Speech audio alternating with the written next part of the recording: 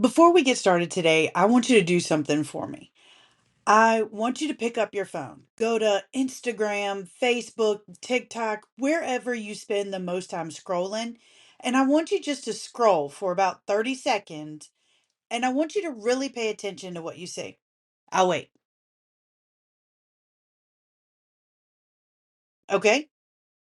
What did you see? I know there wasn't 30 seconds, but that would be a long pause. What did you see? Because if I had to guess, it would be something like a new house, new car, vacation photos with the kind of lighting that doesn't even exist in real life, if we're being honest. Promotion, a business milestone, before and after, engagement ring, somebody's kid doing something incredible. And somewhere in the caption, probably with the little both hands up raised emoji, is the word blessed. Hashtag blessed. God is so good, grateful, favor on favor. This is what walking with God looks like, y'all. And listen, don't take this the wrong way. I'm not throwing shade at any of that. I honestly have posted my own version of that caption. I think we all have. And those things are good things. They generally are good things. But here's what I want you to notice. There's a picture that has been built in our heads slowly over the years and years of absorbing that kind of content. A picture of what it looks like when God is for you. He is all for you. Things are going well. It looks like wins. I can guarantee you that is somebody's basic highlight reel of their life. They took out the good things and they're showing it, but what about all the rest of the stuff?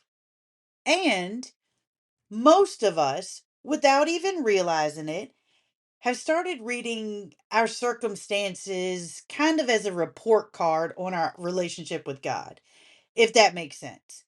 Things are good. God must be pleased with me. I'm doing good. When things are hard, I must have done something wrong. Worse, maybe God isn't really paying attention to me right now. Y'all, we have done this. We have taken the world's definition of blessed and just slapped a Bible verse on it and called it theology, right? And then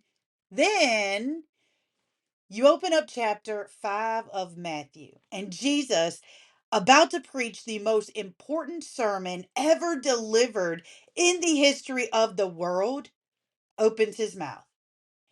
And what is the very first word that comes out of his mouth? Blessed.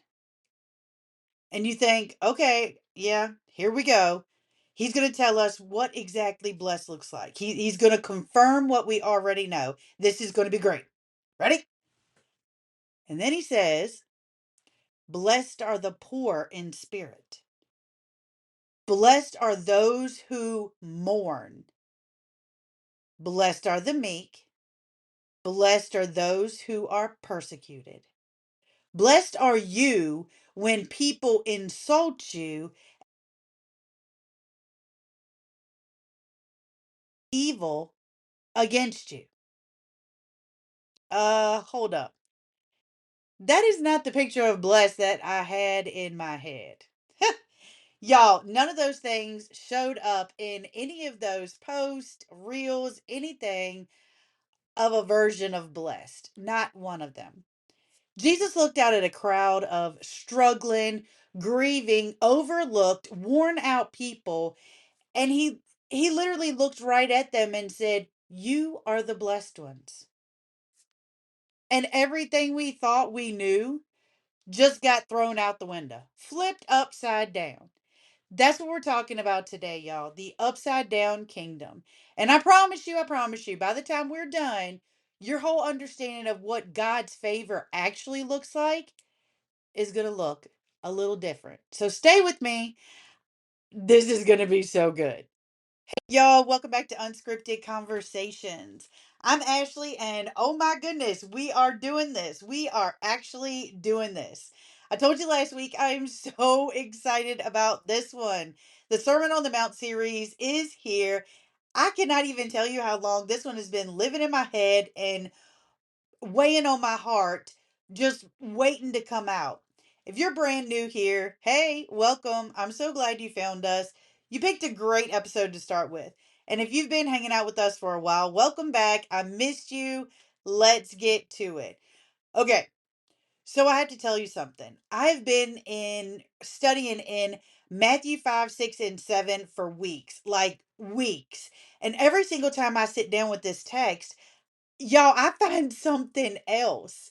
Something I passed over before. Something I thought I understood. And then I realized I only understood it on the surface. There was a lot more deeper. And I just keep going back and going, Lord, okay, I see what you're doing. I see why you kept nudging me towards this series. Because y'all, the thing about the Sermon on the Mount, most of us grew up in the church. We think we know it. We've heard the Beatitudes. That's what I call them. We know turn the other cheek. We know love your enemies. We know the Lord's Prayer. We've got the phrases. We've seen them all on coffee mugs and hanging around our house and graphics. I think I post them on my page all the time. But knowing the phrases and actually letting the weight of what Jesus said get into you, y'all, those are two different things.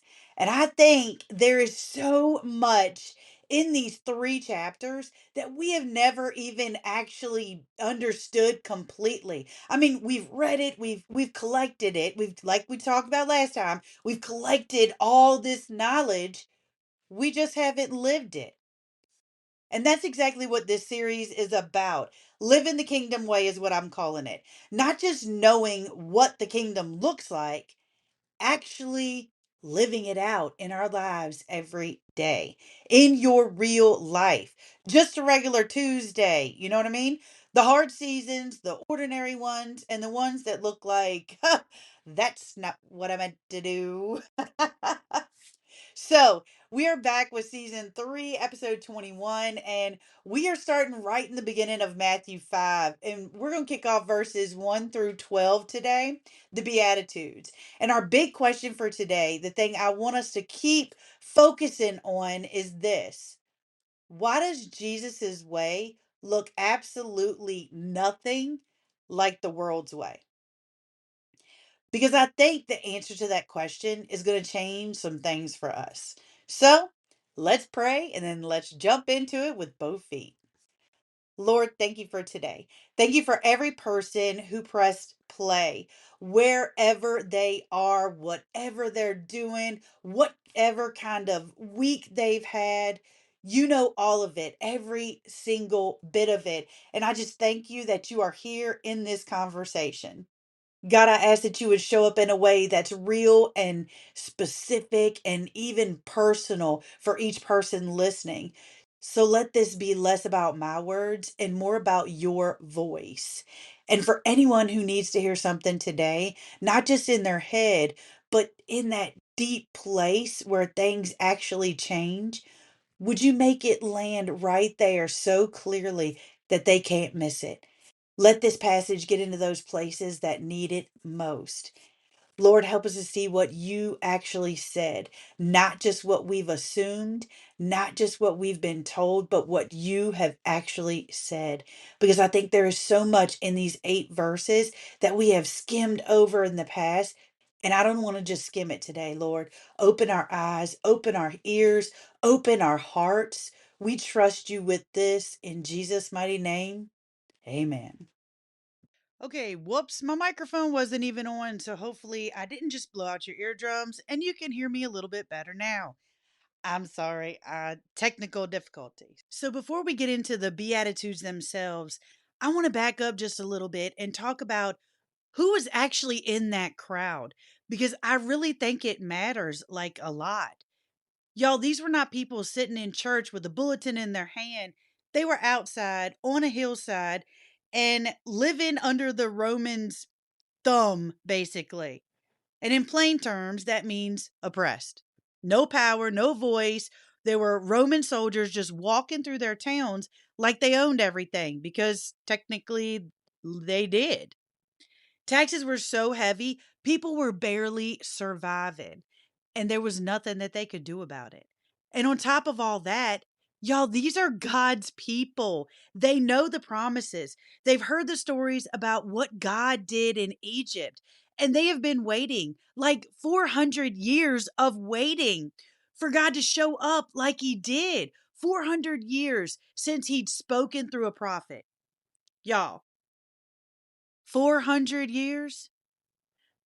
Honestly, my faith gets a little shaky after I've had a hard month. I cannot even wrap my head around 400 years of silence. So when Jesus starts showing up and drawing these massive crowds, people are paying attention because people are talking. Word is getting around. Could he be the one? Is this it? Is God finally moving? And here's what they were hoping he would do. They were not hoping for a sermon. They wanted a conqueror. They wanted God to show up the way he did in Egypt with power, deliverance, and freedom. They wanted Roman dealt with. They wanted their dignity back. They were ready for a fight. And what does Jesus do? He walks up a hillside and he sits down. That right there. He sat. That was actually a sign of their culture. When a rabbi sits down to teach, it meant pay attention to what he's getting ready to say because it's fixing to be important. So everybody leans in. He opens his mouth. The first word he said is blessed. Okay, the original Greek word for blessed is, I hope I don't butcher this. Y'all know how I am about pronunciation, but it's important here. Okay, so it's makarios. I hope that I'm saying it right. Makarios. And it doesn't just mean like, oh, good, nice day, things are going well. It means deep level flourishing. Like generally okay on the inside, even when the outside is completely a mess. That's what makarios means, if I hope I'm saying it right. And he gives that word to the grieving ones, the ones with nothing, the ones that are being pushed around. Now imagine you're standing in that crowd. You're exhausted. You've been basically told your whole life by religious leaders that if you were really right with God, things would be going good. Prosperity equals blessing. Struggle equals you have messed up. And Jesus looks right at the struggling ones with empty hands and says, you are the blessed ones. Y'all, I keep thinking about what that must have felt like to hear after everything they have been taught, after everything they have been told about what blessings look like and why you get them. That wasn't just a nice, kind thing to say. That was Jesus walking right up to everybody. They thought they knew, and he did a 360 on them. He flipped the switch. And y'all, he's still doing it because we are still doing the same thing those religious leaders were doing. Still measuring God's favor by what our life looks like on the outside. But yet still getting quiet about the hard stuff because it doesn't look like we need to say anything about it yet. And Jesus is still sitting on that hillside with the exact same answer. So we've all heard about the Beatitudes. We grew up hearing them. I've even had my boys come home from vacation Bible school reciting them. We know the words, but I want to do something a little different today. I want to take each one and just ask the real question.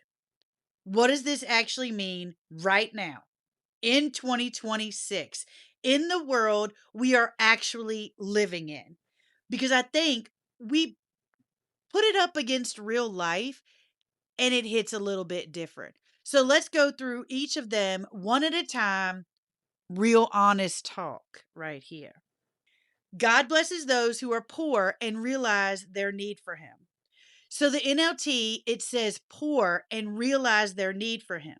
The Message says you're blessed when you're at the end of your rope. With less of you, there is more of God and his rule. And I love that because it cuts right to it. At the end of your rope. Y'all, we have all been there. That place where you have tried everything, you have exhausted every option, and you've got nothing left. And what does our culture say to do in that moment? Well, looks like you need to try a little harder. Well, looks like you need to be a little bit stronger. Figure it out. Stay tough. Don't let people see you struggle.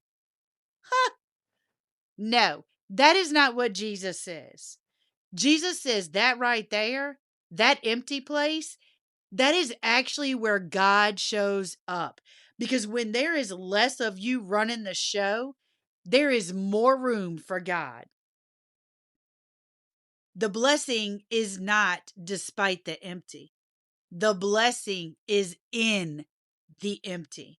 I mean, think about how many of us have been hiding the empty space because we thought it meant something was wrong. When Jesus is literally saying, congratulations. That's one of the qualifications. So the second one, God blesses those who mourn, for they will be comforted. Y'all, we live in a world that does not know what to do with grief. We rush it, we fix it, we give it a timeline. 2 weeks after a loss, somebody's already asking if you're feeling better yet. We post the before and after, but we skip the middle because the middle, it's messy. It does not look like a blessing. And Jesus says, blessed are those who mourn, not blessed are those who get through the mourning. Blessed are those who are mourning. Present tense. Right now, in the middle of it. He doesn't say, get over it and go on with your life and then you'll be comforted. He says, mourn and I will comfort you. The comfort comes to the mourning, which means you actually have to stay in it long enough to receive it. You can't push past the grief and still get the comfort. It doesn't work that way.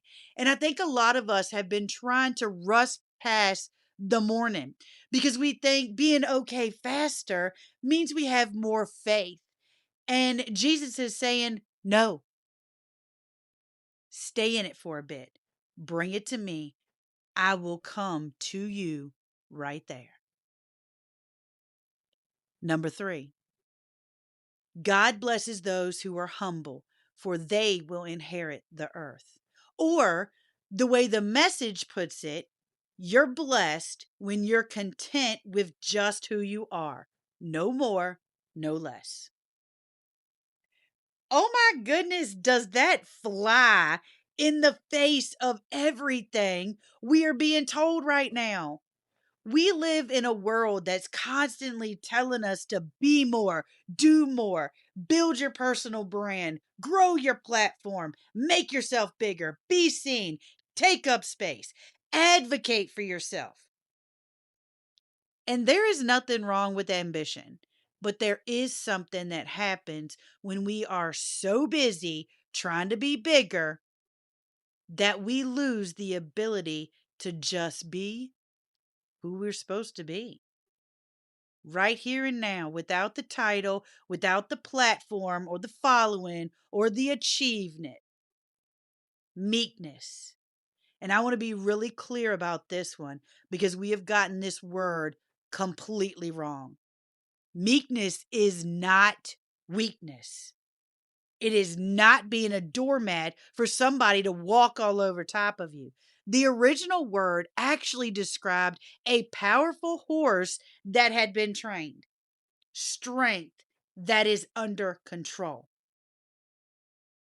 Power that is not being used for self-promotion. And Jesus says those people, the ones who are not out here fighting for position and clout, those are the ones who will inherit the earth.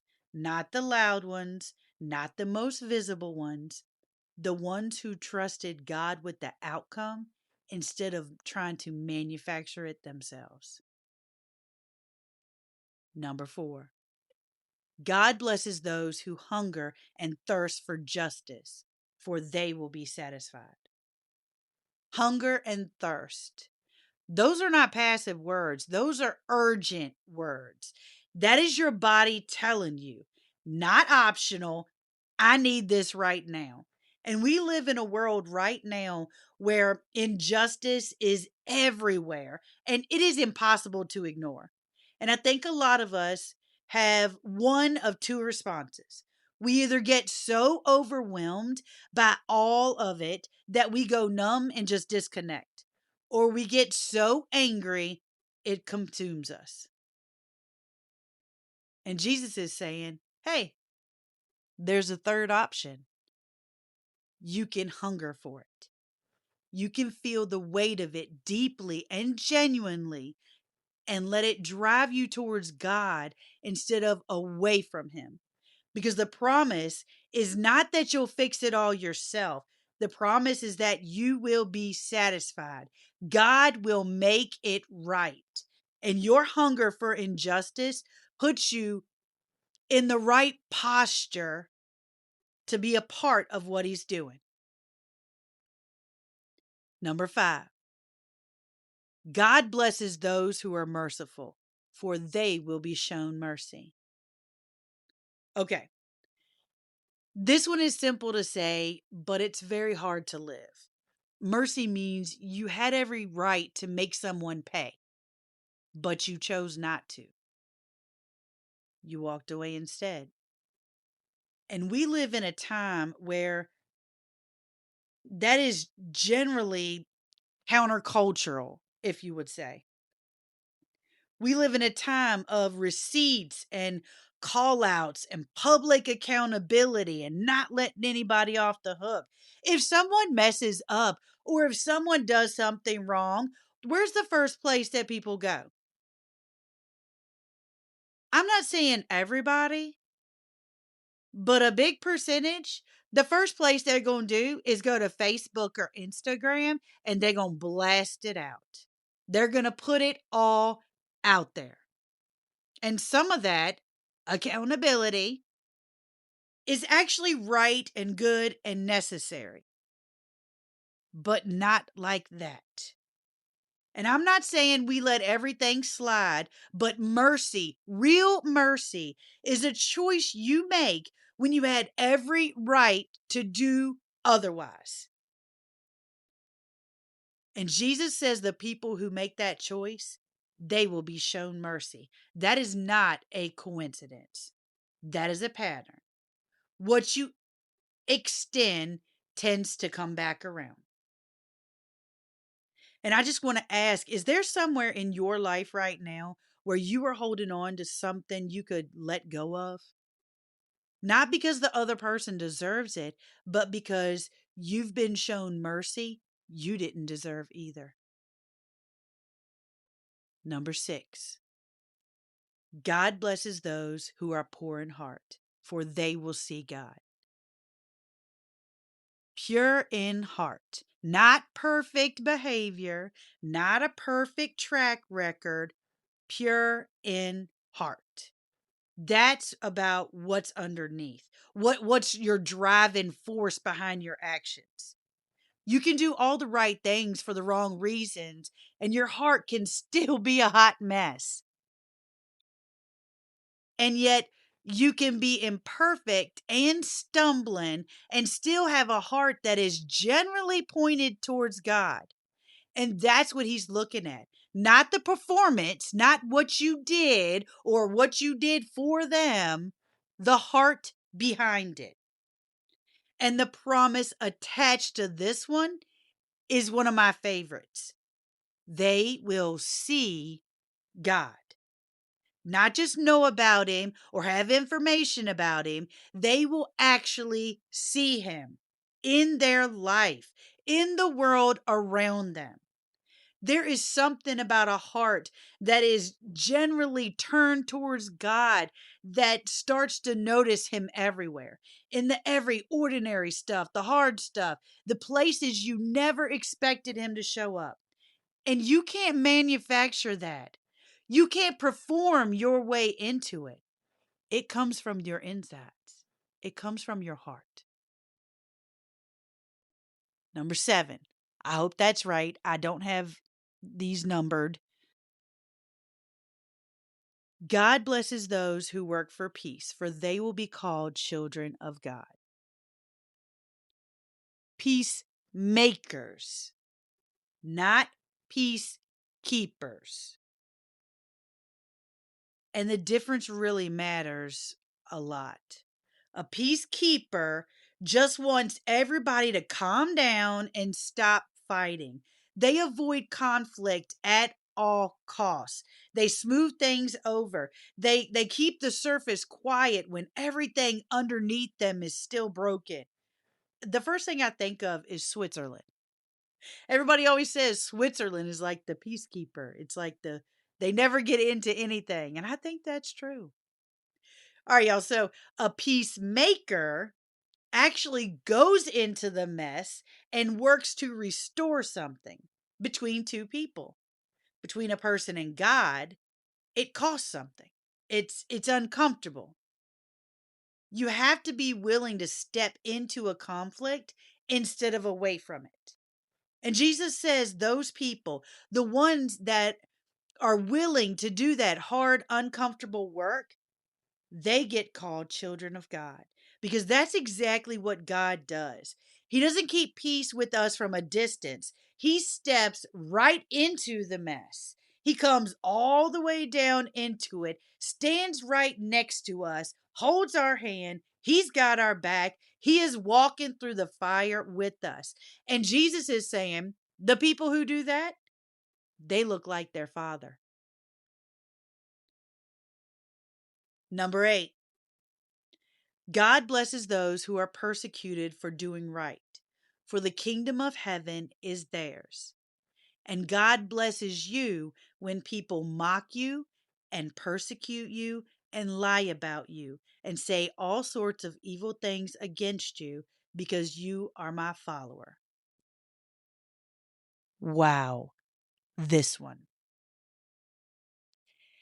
This is the one I think we really need to hit a little bit harder right now in 2026. Because we are all living in a moment where following Jesus, and I mean really following Jesus, not just culturally identifying as a Christian, but actually living what he taught is becoming more and more obsolete. Is that a good word? More and more uncomfortable. And some of us have been quietly shrinking, softening what we believe so it's a little bit easier to take. Staying quiet about our faith in spaces where it might cost us something. And I get it. I understand that instinct. It's not easy. But when Jesus said, people mock you because of me, when they lie about you because of me, when it costs you something because of me, be happy about it. Even give a cheer because that means the truth is close enough to make people uncomfortable, and your reward in heaven is great. That's not a popular thing to say, but it's what he said. And I think the question for each of us, and y'all know I'm asking myself this too, is where have I been shrinking where I should have been standing out? Now, not in a self righteous, in your face kind of way, but in a quiet, consistent, am I not going to pretend I don't believe in this kind of way? Because he said those people are blessed and the kingdom is theirs. So here's what gets me about all of this. When you line up the world's definition of blessed next to Jesus's definition of blessed, they're not just a little different. Y'all, they're completely opposite. The world says blessed are the strong, but Jesus says blessed are those at the end of their rope. The world says push through the grief, get over it, move on. Jesus says blessed are those who mourn. The world says be bold, be loud, take up space, advocate for yourself. Jesus says blessed are the humbled. The world says blessed are the satisfied, the ones who have enough, who arrived. Jesus said blessed are those who are hungry, not the ones who got there, the ones who are still reaching. The world says make people pay, protect yourself, and don't let anybody get off the hook. Jesus says blessed are the merciful. The world says to perform, look right, build your image. Jesus says blessed are the pure at heart, not the pure in appearance, the heart. The world says stay out of it, keep your head down, avoid the drama, mind your own business. Jesus says, blessed are those who actually go and do the hard work of making peace. And the world says, if following your faith costs you something, if people are mocking you, making fun of you, pushing you out, making your life harder because of what you believe, something has gone wrong. You should protect yourself. You should soften it. You should make it more palatable. But Jesus says, rejoice. Clap your hands, dance, throw your hands in the air, because that means you're doing something right. Y'all, those are not two versions of the same thing. That is a completely different operating system. And here is the honest question I want to ask. And like I said, I'm asking myself this just as much as I'm asking you. Which one have we actually been running on? Because I think most of us, if we're really honest, have been trying to live by Jesus's words while running the world's operating system. We've been trying to follow the Sermon on the Mount while still measuring our lives by the world's ruler. And those two things are going to give you a completely different answer. At some point, we have to decide which answer we're actually going to trust. And here's what keeps coming back to me. Jesus said these things to a crowd of people who had absolutely nothing. They were suffering. They had been waiting on God for 400 years. And he looked at them and said, you are the blessed ones. The kingdom is yours right now, right here, right in the middle of all of this. Not someday, not when it gets better, now. A full cup cannot be filled. Only an empty one can. And if you're in an empty place right now, if you came to this episode at the end of your rope, grieving something, worn out, not okay, Jesus said that is exactly where the kingdom shows up. Y'all, that is not a disqualification. That is the door. All right, y'all, let me bring it on home. So we have heard all the Beatitudes. Like I said, we grew up hearing them, but I think today I want to leave with the actual question Jesus was asking, not just the words he said. What does blessed actually look like? The world has a very loud, very convincing answer to that question. And Jesus has a completely different one. Y'all, those two answers are not going to coexist peacefully in your life. At some point, you have to actually choose which one you believe. Do you believe that God's favor shows up in the highlight reel? Or do you believe what Jesus said? That he shows up in the empty places, the grieving places, the end of your rope. Because if you believe what Jesus said, and I do, even when it's hard, then that changes everything about how you walk through the hard seasons. It means the struggle is not evidence that God has stepped away. It might be the evidence that he is closer than he has ever been. Your one thing this week is real simple. Read Matthew 5:1-12 every day. The Message version, the NLT, the NLV, whatever translation you love, read it slow. And for each one, ask yourself, do I actually believe this? Not do I know it, but do I actually believe it? Because there is a big difference. And wherever your honest answer is no, that's where God wants to do something. Father, thank you for this. Thank you that your version of blessed is so much bigger and so much more real than anything the world is selling. God, I pray for everyone listening right now who is in a hard place, who came to this episode at the very end of their rope. They're grieving something, they're empty, they're worn out. I pray the weight of what Jesus said over them. Blessed right now, not someday. The kingdom is yours right now. And for the ones who have been running on the world's version while calling it faith, and honestly, Lord, that has been me too. I pray for the courage to actually switch. Stop measuring your favorite circumstance and start trusting what you actually said.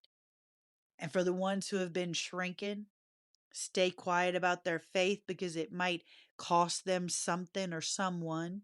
I pray for the kind of courage that only comes from knowing that you see it and you said it matters.